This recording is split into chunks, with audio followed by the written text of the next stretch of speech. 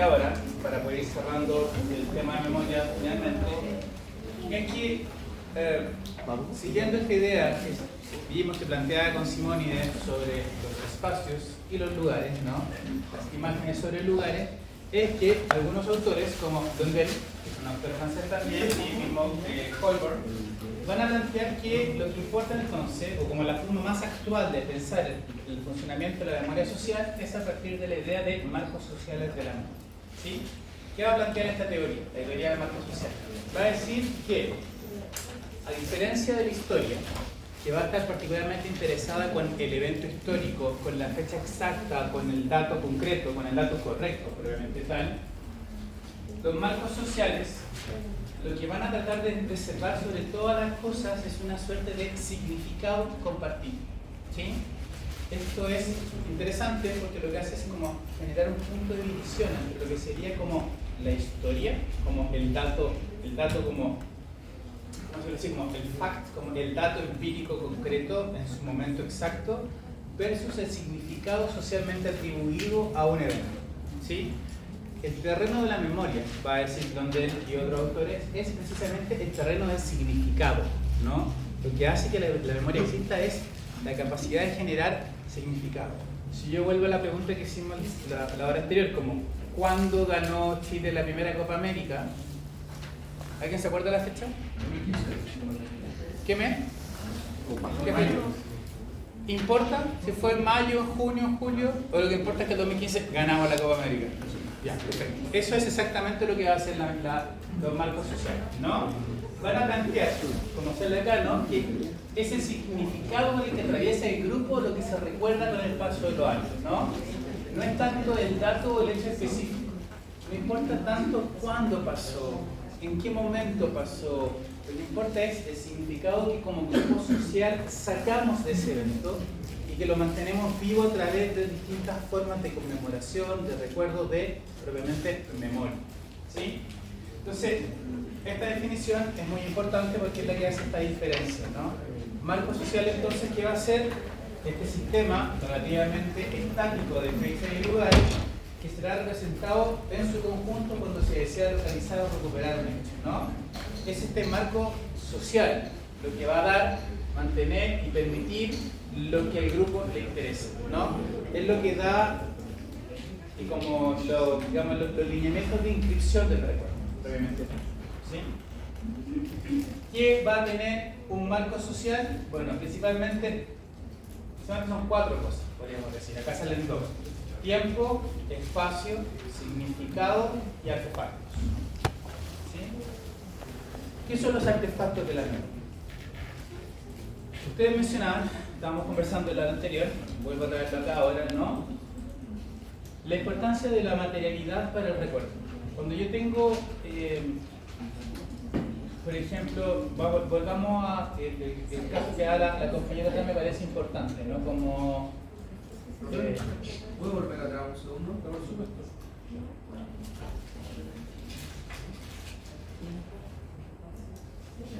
¿Ya? Claro.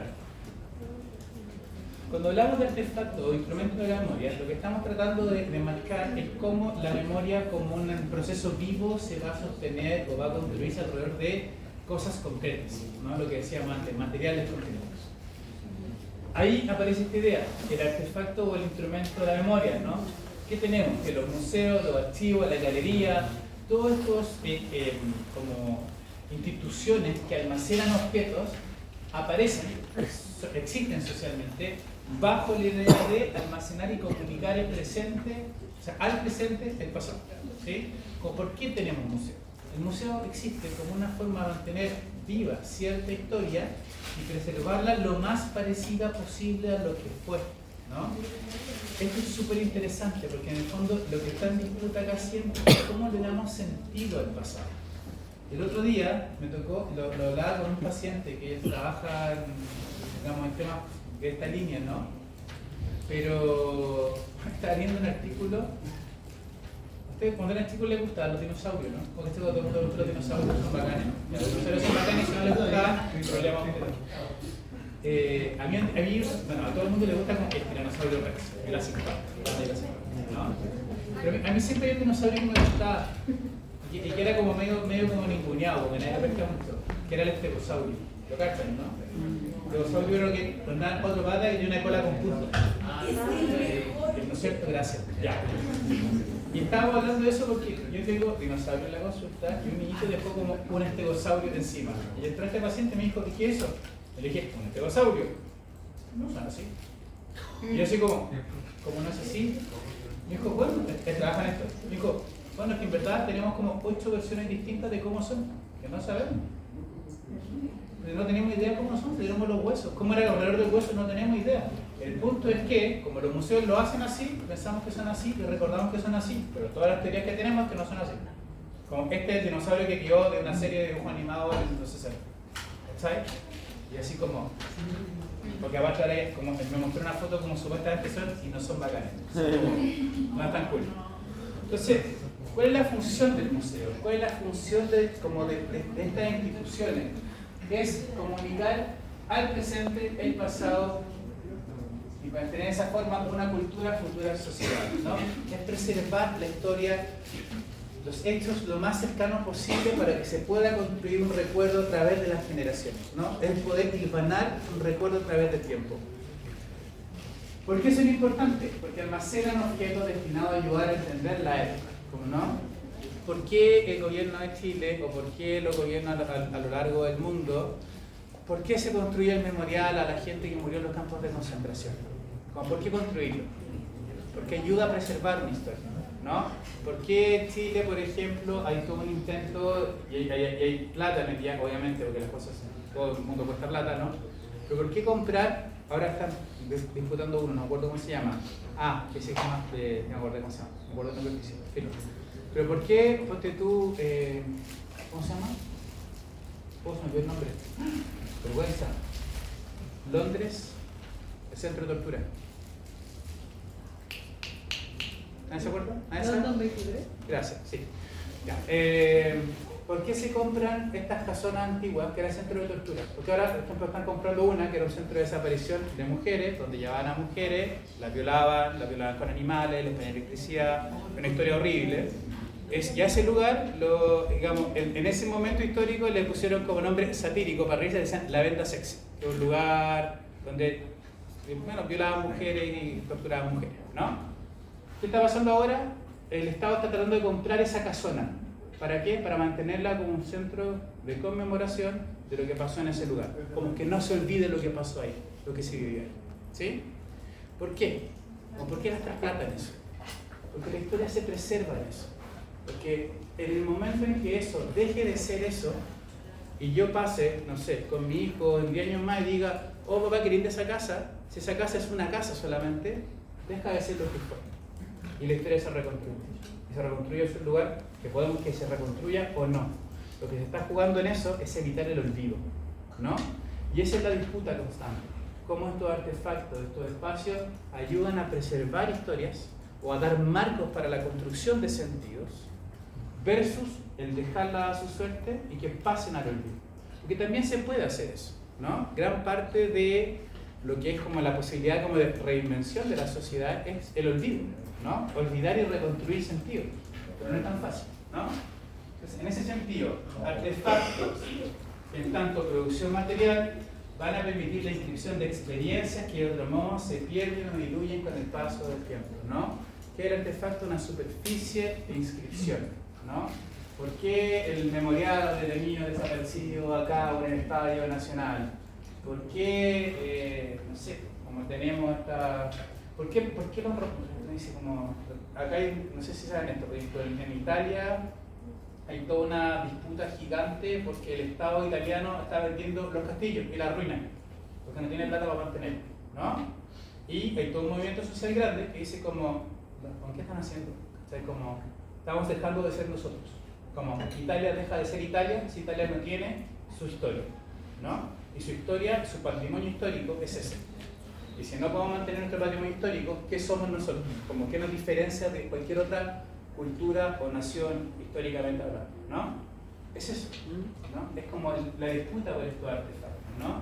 Porque dan sentido a acontecimientos del pasado que de otro modo caen en el desuso y Acuérdense, ¿cuál es el polo? El recuerdo o el olvido, ¿no? Artefactos y objetos. Dije dos cosas, lenguaje y memoria. Otra cosa que influye fuertemente es precisamente el lenguaje como una forma de construcción de lo social. Hablábamos por el caso de los signals, por ejemplo, ¿no? Y bueno, acá hay muchos fenómenos actuales que ustedes probablemente leen en el diario, apropiación cultural, ¿no? ¿Por qué la apropiación cultural es como algo tan penalizado culturalmente como socialmente? Porque no es preservar la historia, es reconstruirla en función del que quiere dar un sentido nuevo. No sé si cacharon todo este escándalo que hubo con esta marca de ropa, no sé si la vieron eso. Salió una marca de ropa de dos niñitos de como colegio ultra mega cuico, bien por ello, que como que dijeron, nosotros vamos a dar un homenaje a los Seinas, vamos a hacer pijamas Seinas, ¿no? Y como era su pyme, ¿no? Y obviamente 7.000 personas siendo como locos, como no solo no estáis preservando nada, lo estáis haciendo para ganar plata tú, ¿cachai? ¿No? Como no estáis dando nada de vuelta para que esto siga existiendo, ¿no? Eso se llama apropiación cultural. Entonces, tú cuando llega, no sé, estoy inventando, no sé, cualquier nombre, Miley Cyrus, y se viste de indígena mexicana, no le está haciendo un favor al indígena americano, porque está diciendo como, así se vería él, el indígena mexicano, no como se ve, sería como yo me veo el indígena americano, ¿no? Entonces lo que hace es reconstruir el sentido del símbolo, no lo preserva, lo transforma. Por eso se pena la apropiación cultural, ¿no? Entonces, ¿qué es lo que tenemos? El lenguaje también es una forma de preservación de la memoria y de la historia. Y muchas veces lo que vamos viendo es que hay una disputa lingüística sobre el recuerdo, ¿no? ¿Por qué importa? Esta es como como esta disputa que ha seguido harto rato en Chile. ¿Por qué importa hablar de detenido desaparecido? ¿Por qué la palabra? Porque la palabra trae una historia, ¿no? Porque esa persona desapareció, la desaparecieron, ¿no? No fue como que de repente dijo, ¡puf! Bomba humo, no estuvo mal. Fue desaparecida, ¿no? Desaparición forzosa.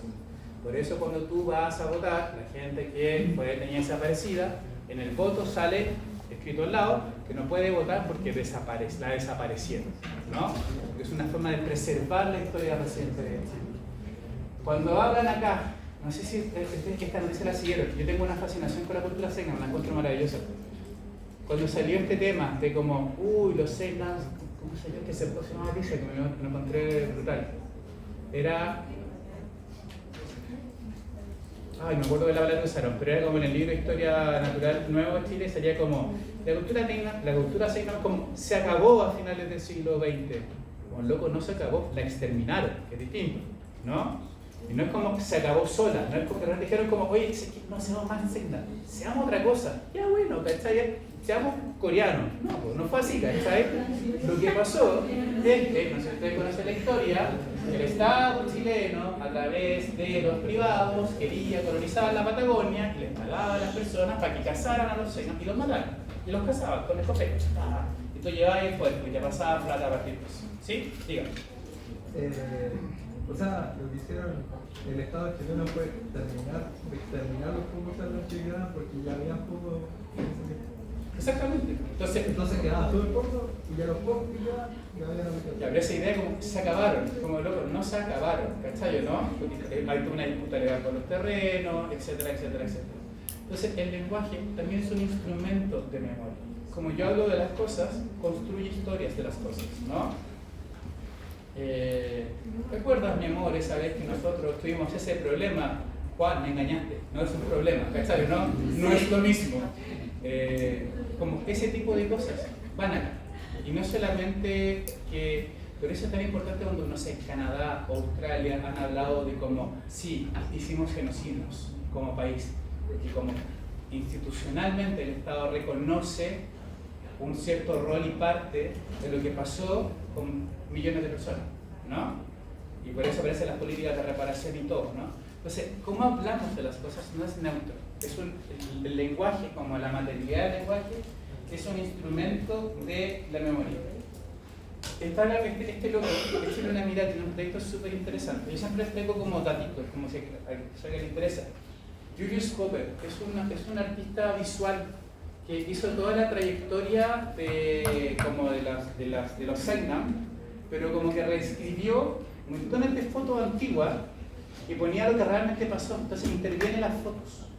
Entonces pues, tú sale como la foto así como, esta es la típica, ¿no? Como, no sé, parece como un cuerpo muerto, así como, o, no sé, fosa, no sé, pille, ¿no? Así se pilla. Aldea Selknam, y pone como a la gente, como, Quique Morales, al lado. Se interviene la foto. Esto le va a hacer aldea. Pum, pum, pum, pum, la interviene, y esta es la foto real, ¿no?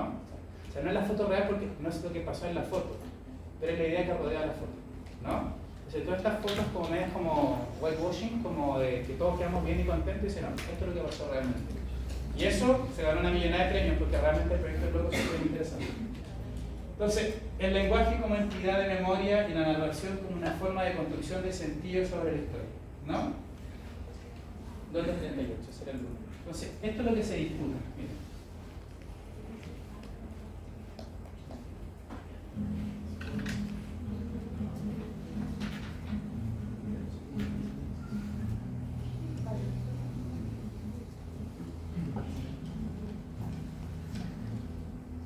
Esto es como artefacto, recuerdo, memoria, narración, todo por junto. Miren.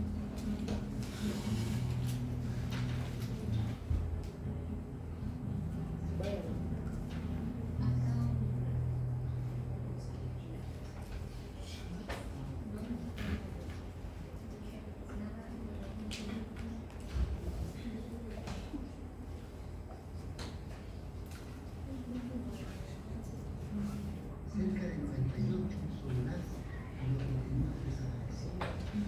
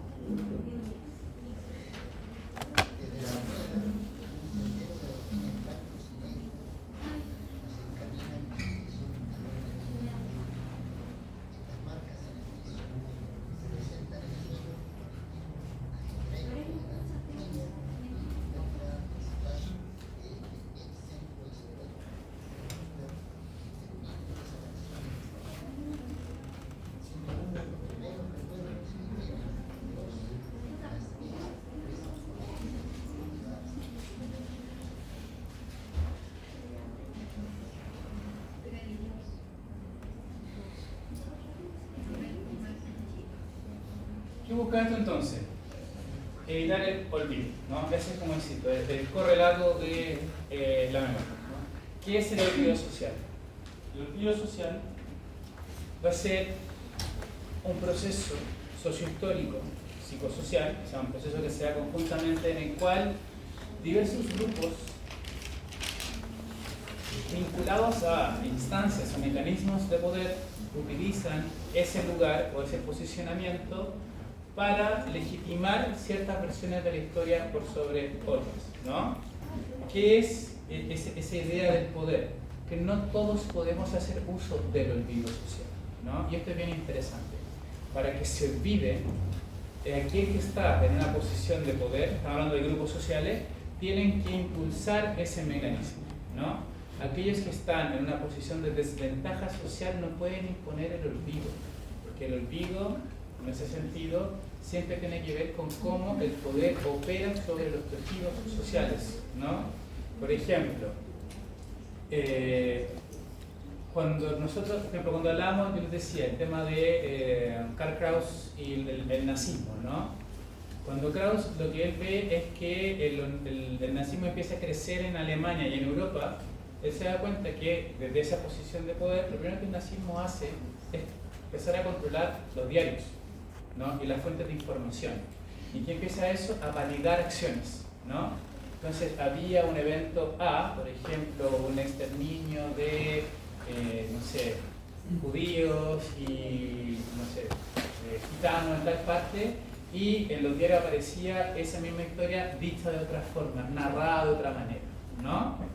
Entonces, ¿qué hace Kraus? Precisamente, lo que trata es evitar esa posición de borramiento y reconstrucción de la historia, ¿no?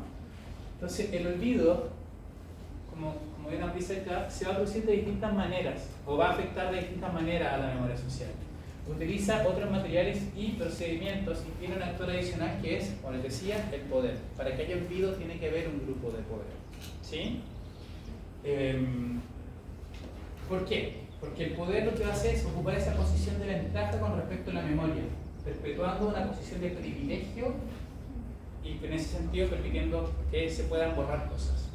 ¿Qué es lo primero? Que no sé si sabían esto probablemente lo vieron en historia cuando estaban en el colegio.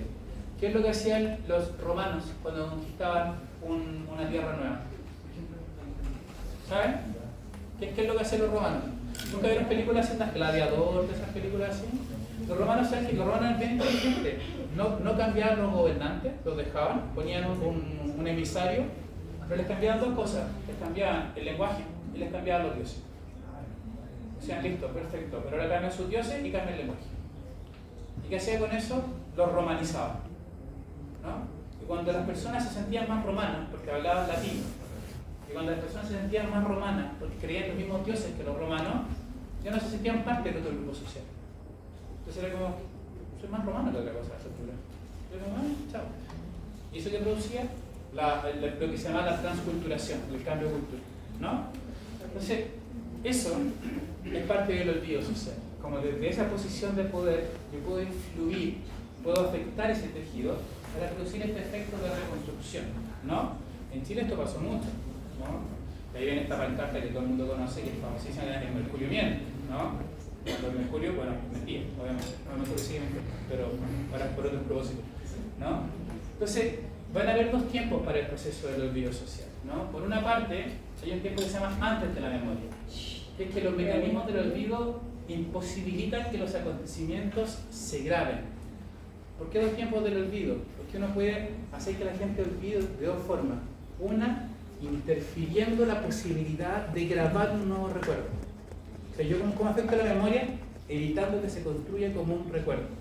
Si yo hago algo horrible, esa noticia es famosísima en la historia de Chile, ¿no? Cuando en Argentina mataron a 70 y tantas personas que eran como presos políticos y dijeron no, se mataron entre ellos. O sea, ¿qué es lo que buscaba la noticia? Impedir que eso fuera grabado de una cierta manera, que se grabe como otra cosa, ¿no? Es lo que hace en Estados Unidos, y se usó mucho para la guerra de Irak, por ejemplo, ¿no? Para justificar cosas como la existencia de Guantánamo, que es este centro de tortura que tiene Estados Unidos en Cuba, ¿no? Entonces, una forma de olvidar es nunca pudiendo haber recordado, ¿no? que es el propósito de esto. Otra forma de olvidar, otra forma en que se disputa la memoria, es cuando yo, los recuerdos que ya están grabados, los empiezo a sobreescribir, ¿no? Es lo que actualmente está muy de moda, como a nivel individual, que se le llama gaslighting. ¿Han escuchado esa palabra? Que ahora se puso de moda por las películas. Como eso nunca pasó, es que eso nunca fue tan así, ¿no? Ahora, si desde un lugar de poder yo hago eso, yo consigo ese propósito, ¿no? Por eso es que cuando estos mecanismos son efectivos, se transita por lo que se llaman los caminos del olvido social. ¿Qué sería el olvido social entonces? La imposibilidad de evocar o expresar acontecimientos significativos que en algún momento ocuparon un sitio en la vida del grupo, de la sociedad o de la colectividad.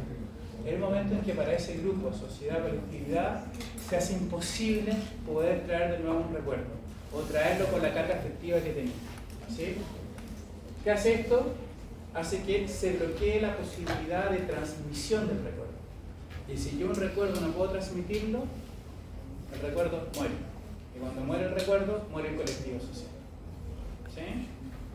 Es como, no sé si ustedes, por ejemplo, son cosas con tonteras que yo trato de repente para que ustedes piensen. Mi abuelo, que en paz descanse, era fanático de un equipo de fútbol. Fanático. No sé si lo conocen. Magallanes. ¿Lo cachan o no? ¿Cuánta gente conoce usted que es fanática de Magallanes que tenga menos de 80 años? Nadie. Nadie. ¿Por qué? Porque es imposible de comunicarse ya, ¿no? Magallanes es de otro momento, tiene otra historia, tiene otras cosas, otras formas de comunicarse, como narrativa.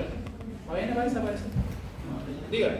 Profe, eso de la forma de comunicarse era algo que exploraban los que hicieron la sala, bueno, sobre la dictadura. Sí, sí. Hablaban sobre algo de comunicación y hablaban que era importante buscar una manera de que todos llegaran a obtener esa comunicación. Por ejemplo, había muchas cosas que no se podían transmitir a las personas de una manera que no fuera un código común, en un código que las personas pudieran entender, porque solo se remitía al lenguaje que podían entender las personas que estudiaban el texto. Sí, totalmente. Pero si mira, al final cuando uno trata de ver, a ver, estoy súper de acuerdo. Cuando uno ve de repente, no sé, a todos estos políticos viejos, así, metidos en TikTok, que es patético. Era una cosa patética que era un viejo, así ya, un casco, que tuvo algo de Estados Unidos también, sí, es como una estrategia, ¿ya? Pero cuando veía a Kass, que tiene como 800 años, o ve a Biden, que es presidente demócrata de Estados Unidos, que tiene como 200, no sé, bueno, es una momia. Y lo veía en un TikTok bailando, ¿cachai, no?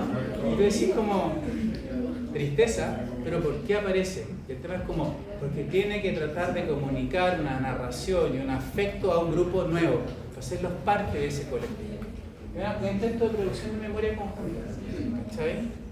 Entonces, lo que me interesa del día de hoy, y con esto terminamos, es que se den cuenta hasta ahora y puedan ustedes después en su foro interno entender cómo la memoria es una batalla constante entre colectivos, entre grupos, entre recuerdos, entre olvido.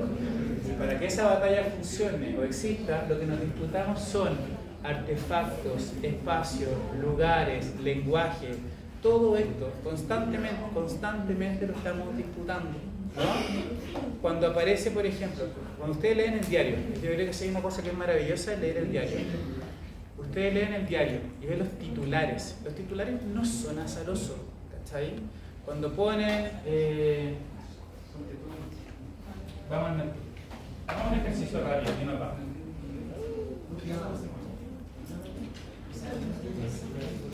Veamos titulares del Mercurio.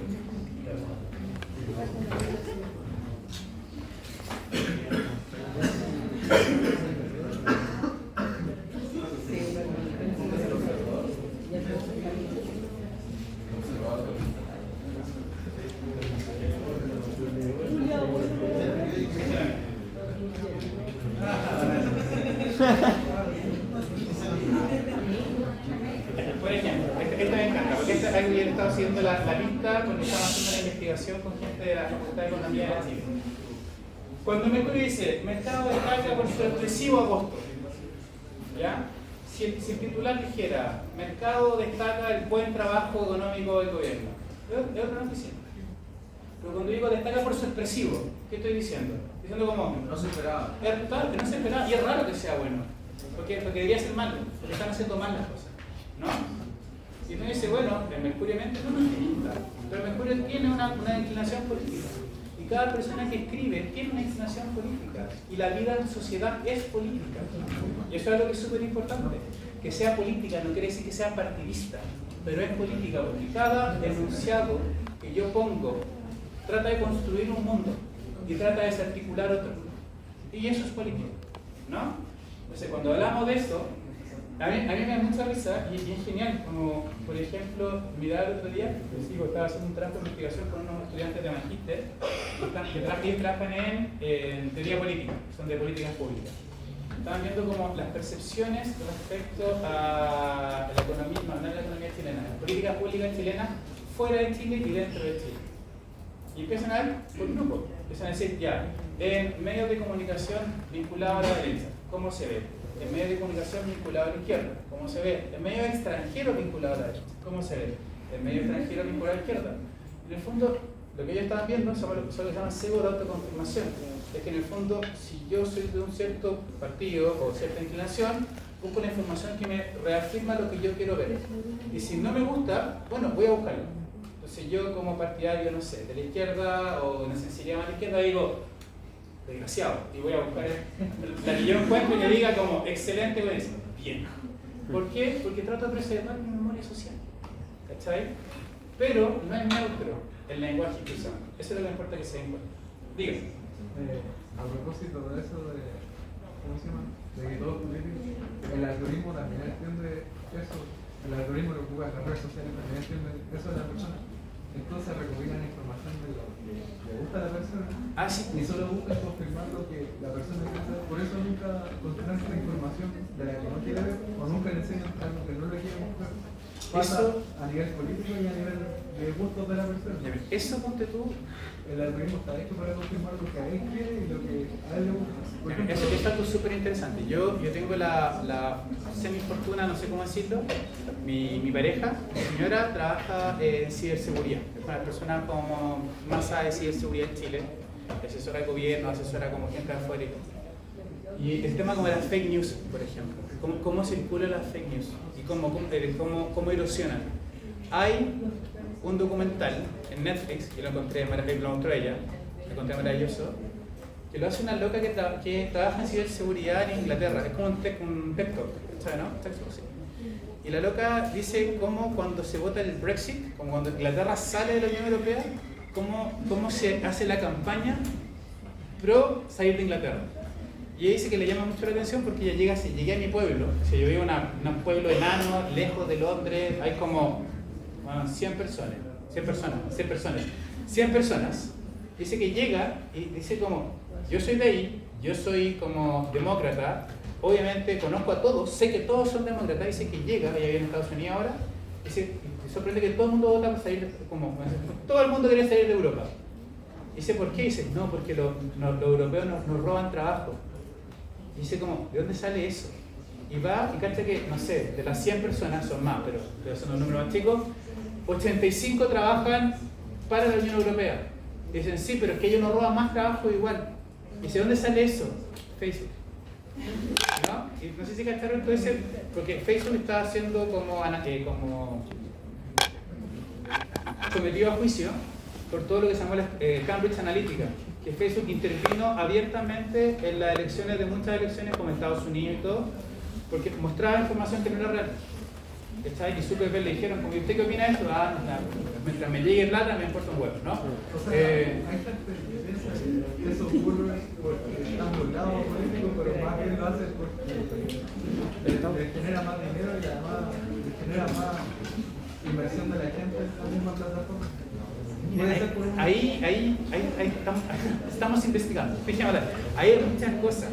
Pero lo que me importa que se queden todos después de la clase de hoy es el hecho de que la memoria y la verdad son campos de disputa, ¿no? O sea, cuando hablamos de memoria, es que yo me acuerdo, nunca es individual, siempre es social, siempre es político, ¿no? Ya, que les vaya bien, cuídense.